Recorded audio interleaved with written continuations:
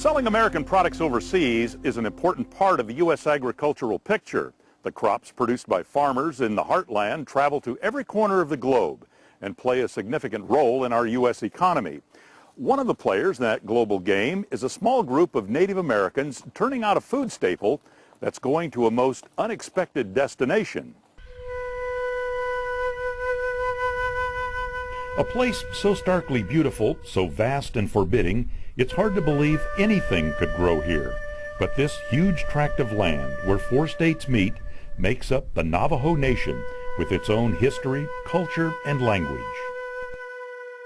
And outside Farmington, New Mexico, a productive 70,000-acre farm. While the rest of the agriculture industry is shrinking, we're expanding. We have the water resource, we have the land base, and we have the infrastructure here. Farming isn't new to the Navajo. For more than 500 years, they've grown corn, squash, and beans, staples of the indigenous peoples throughout the Southwest. Today, the staff at Navajo Agricultural Products Industries, or NAPI, spend their summers raising alfalfa to feed their herds of cattle, plus potatoes, popcorn, and pinto beans, all sold under the Navajo Pride brand. The extreme heat of summer here in Navajo land gives way to bitter cold wind in winter. The harvest is in and the fields sit fallow. But it's a time when the work actually picks up because the packing sheds here run almost around the clock. The top crop, pinto beans, a favorite for dishes like so-called Navajo tacos. Surprisingly, NAPI's biggest customer isn't here at home, but south of the border. Most of these beans will go to Mexico, and Rosalind Yazzie heads up the effort to get them sorted, cleaned, packaged, and shipped. Sounds like much of your life revolves around this operation. Yes, it is. Does it really? It's 24/7. I live here. I literally live here. So. Do you have any kind of a life outside of here? I do have a life on the outside. I own cattle, horses. I own my own home and so forth. But this is my home, and I guess it's the Navajo reservation. So I've always. This is my home.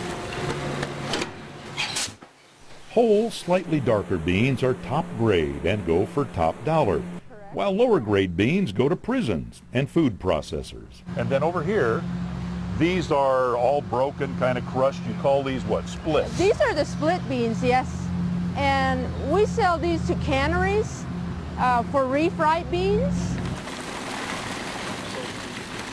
Raul Tellez with New Mexico's Department of Agriculture helps promote NAPI products, which include popcorn as well as pinto beans. He says the quality of the beans makes them attractive to buyers.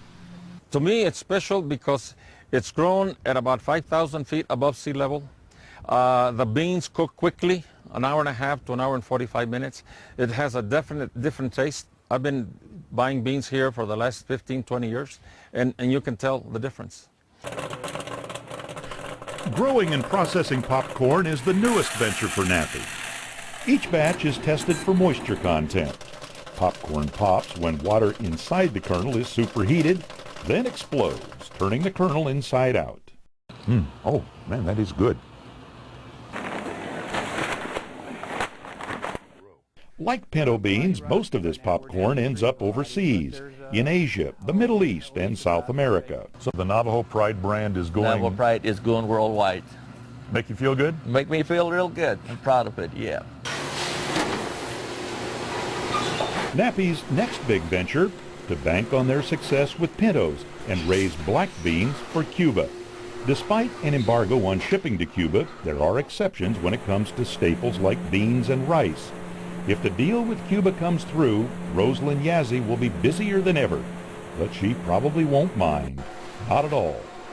I take a lot of pride in when the bags leave here with the name saying the Navajo Pride, and with it saying that it was produced here on the Navajo Nation. That makes you proud? That makes me very proud, yes.